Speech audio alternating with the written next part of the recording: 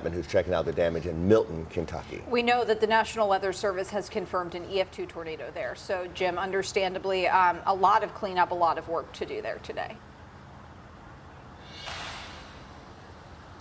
That's an understatement, Grace. In fact, we know that crews are still on hand, power crews in particular, on hand right now, trying to work to get power restored to this area of Kentucky. We're inside Milton right now, which is really in kind of one of those Ohio River Valley kind of like little bubbles when you see an outline of the state. We're right over next to Carrollton, right across the river from Madison, Indiana, and you can see when the tornado, that EF-2 came through, it caused a lot of damage. This is just one little bit of that damage here at a gas station, a BP station, just at the foot of the bridge with Madison, Indiana. But I'm told as you go along Kentucky 36, that damage is significantly worse. And that's where more crews are going to be focused as the day goes on. Now, I did mention a little bit about power crews. I was just checking the LG&E power outage map right before you guys came to me, and we are seeing some improvement here in Milton. We have seen the number of customers without power drop ever so slightly from about 270 to down closer to 230. Still in this wider area,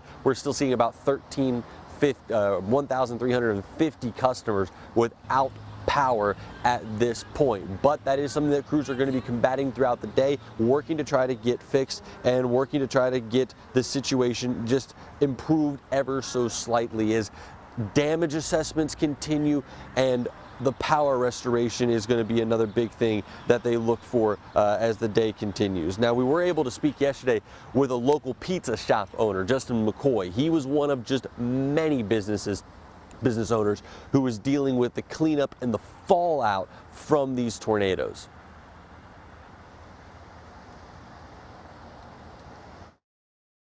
Well, I was kind of surprised. I didn't think it was going to be much. Not really one for much drama. Figured it wasn't going to be nothing, but it looks like it turned out to be more. We've already had tons of people reach out and try to help. My phone's been blowing up. Everyone's trying to jump in and help out. And the community is a great community. The fire chief.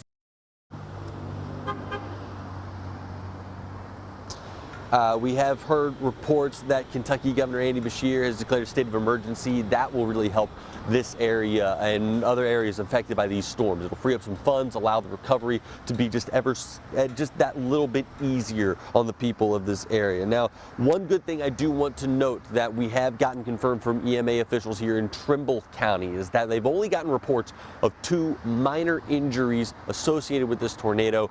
No fatalities, and for that we're very, very grateful. Again, more assessments will happen today. Those are just what we've gotten reported right now. It is possible we could hear more as the day goes on, especially as people continue to pick through the rubble of their homes, of their businesses here in the Trimble County area. That's something we're going to have to continue to monitor, something that these people will have to continue to deal with, not just today, not just tomorrow. This is going to be an ongoing recovery process, and it is going to take a while. Eric, Grace? And that's going to really kick into high gear here very shortly once the sun comes up and we start to see things a little bit more clearly and people have the ability to get out and start doing some of those things.